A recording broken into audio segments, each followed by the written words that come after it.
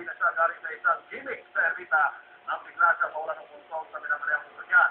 Aminado naman siya na medyo nakainom at inaantok habang nagmamaneho.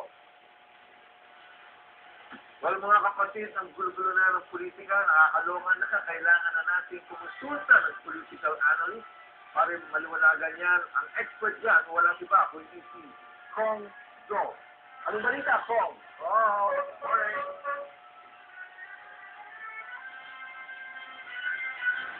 Magandang mga kapatid sa lahat. Good morning, Kong Do. Ako po si Juan Lu, ang inyong bodyguard. Alam ko. At magandang umaga sa inyong lahat. Dahil nakaiyon. Bakit po? Alam na ba na nakaka-8 episodes na tayo dito sa full 8 episodes? Yes. And because of that, I'd like to offer a prayer. Prayer? Yes, morning prayer. O, sige po, kung yan ang gusto niyo eh. Bro! Ano po yun? Bro? Yes. Bro! Yes? Bro! Yes. Sagot ka ng sagot. Hindi ka na rin sa bro. Ituloy niyo na ho. Bro! Maraming salamat at pinagod kami ni Juan Lu ng 8 episodes sa Patrol. Sana magtabay pa kami. Teka ho, parang pessimistic on dating eh. Kasi hanggang ngayon, hindi pa ako dito na ng kontrata. Hindi kasi nakata. Sige, tuloy niyo na po yung prayer niya. Lord,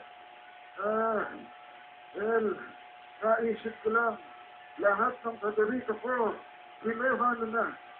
Ang kadarito king, action star, si FPJ, kinuha na. Ang kadarito kong rapper, si Francis Magalona, kinuha na. I am not complaining. We know what's best for them. Ang gusto ko lang sana ikaalala, ang kadarito kong presidente, si Gloria Nakatagal Arroyo. Amen. Ayun, takot kayo matanggal sa kapul, di naman kayo takot matanggal sa mundo. Anyway, ano po ba pag-uusapan natin ngayong umaga? Pwede ba natin tuloy yung mga vice president sa board? Sige, sino gusto nun? Si PF po. PF po, Bayani Fernando, hindi PF ni Pinky West, saka PF ni PF na si Pinay. Bayani Fernando. Well, okay yan sa akin.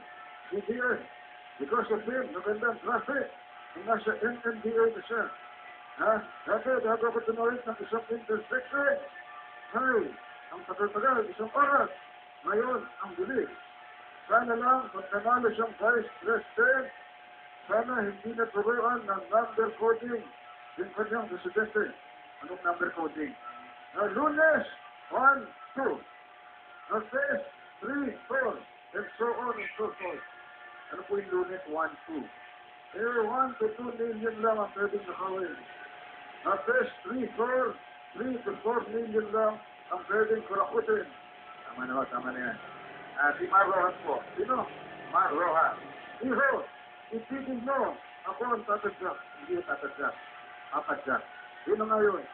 Ang nasasabi ko sa kanya, ano ka gusto mo itanong? Well, bakit po kaya pinili na si Noy Noy over Villar? Kasi, ano ba pangalan ng nanay ni Noy Noy? Cory. O yun, Cory na. You get it? Cory na Sanchez. Ayun. O sige po, yan po muna ating biruan ngayong umaga. Hongdong, email kayo. Email it, Kongden@conlo.net. Good night. After you, Salamat, Kongdo.